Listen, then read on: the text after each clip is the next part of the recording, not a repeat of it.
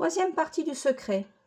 Cette troisième partie du secret, sœur Lucie l'a remise sous pli cacheté à Monseigneur l'évêque de Léhira Fatima, mais elle ne doit pas être publiée avant 1960, la Sainte Vierge le voulant ainsi.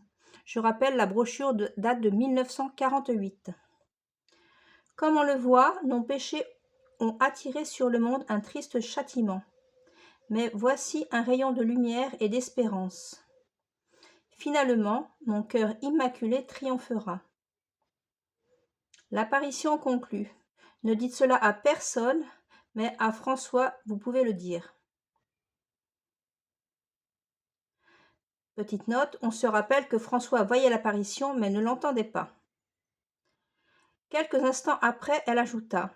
Lorsque vous récitez le chapelet, dites à la fin de chaque dizaine, ô mon Jésus, pardonnez-nous nos péchés, préservez-nous du feu de l'enfer, et conduisez toutes les âmes au ciel, surtout celles qui ont le plus besoin de votre miséricorde.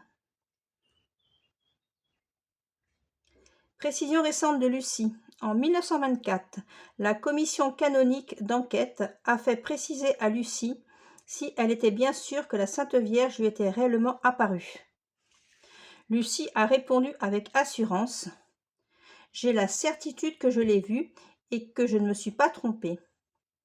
Même si l'on me tuait, personne ne me ferait dire le contraire. » En 1946, plusieurs historiens de Fatima ont pu aussi faire préciser à sœur Lucie certains points importants que voici. Quand avez-vous reçu du ciel la permission de révéler le secret? En 1927 à Thuy, dans la chapelle, mais la permission ne s'étendait pas à la troisième partie du secret. Et en avez-vous parlé alors à votre directeur de conscience? Oui, tout de suite. Qu'a-t-il dit? Il m'a ordonné d'écrire le secret, sauf la troisième partie. Je pense qu'il ne l'a pas lu. Il me l'a rendu. Peu après, j'ai eu un autre directeur qui m'a ordonné de le brûler, après quoi il m'a ordonné de l'écrire de nouveau. Et sœur Lucie sourit en évoquant ses souvenirs. Il semble regrettable que le secret n'ait pas été publié avant la guerre. Cela aurait pu paraître regrettable en effet si le bon Dieu avait voulu me présenter au monde comme prophétesse. Mais je crois que telle n'a pas été son intention. Autrement, je pense qu'en 1917, il m'aurait ordonné de parler, tandis qu'il m'a ordonné de me taire, et son ordre m'a été confirmé par ses représentants. Je pense donc que Dieu n'a pas voulu se servir de moi que pour rappeler au monde la nécessité qu'il y a d'éviter le péché et de réparer les offenses de Dieu par la prière et la pénitence. D'un autre côté, j'aurais peut-être gâté l'œuvre de Dieu. Le silence a été pour moi une grande grâce. Aussi j'en remercie le bon Dieu, et je trouve que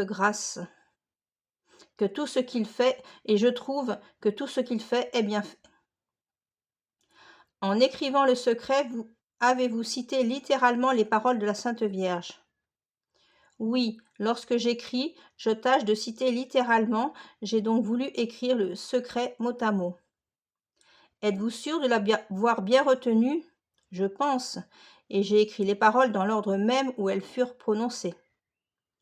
La Sainte Vierge a-t-elle vraiment prononcé le nom de Pie XI? Oui, nous ne savions pas alors si c'était un pape ou un roi, mais la Sainte Vierge a parlé de Pie XI. Mais la guerre n'a pas commencé sous Pie XI. L'annexion de l'Autriche, répondit sœur Lucie, en fut l'occasion déterminante. Quand l'accord de Munich fut conclu, mes sœurs religieuses jubilaient, disant que la paix était sauvée.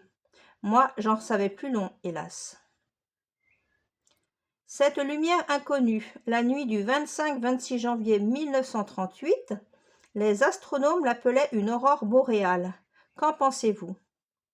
Je pense que, s'il examinait bien la chose, il s'apercevrait que, vu les circonstances où cette lumière apparut, ce n'était ni ne pouvait être une aurore boréale. Dans le secret, la Sainte Vierge dit « Pour empêcher cela, je viendrai demander la consécration et les premiers samedis du mois. Est-elle venue? Oui, elle est venue dans ma chambre le 10 décembre 1925 avec l'enfant Jésus, demandant les 5 premiers samedis du mois.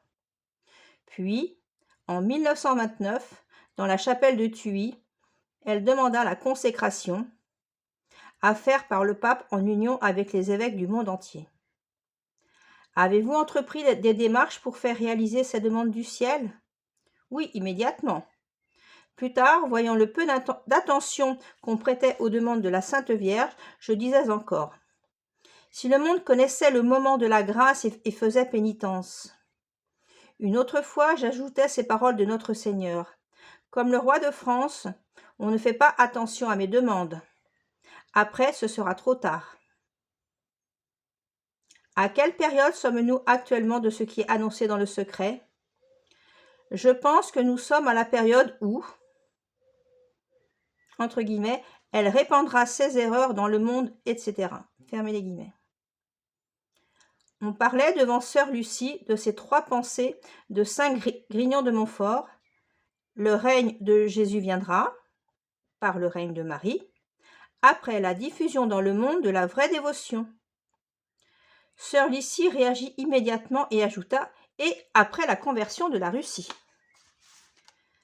Commentaire du révérend père Foncesca. C'est presque avec les paroles mêmes de Lucie que nous avons exposé la plus grande partie du secret de Fatima, c'est-à-dire la partie qui paraît justifiée par les événements. Ceux qui assistèrent aux horreurs de la guerre d'Espagne 1936-1938 et qui sont au courant de tout ce qui s'est passé depuis n'ont pas besoin de commentaires pour mesurer l'importance de ce secret.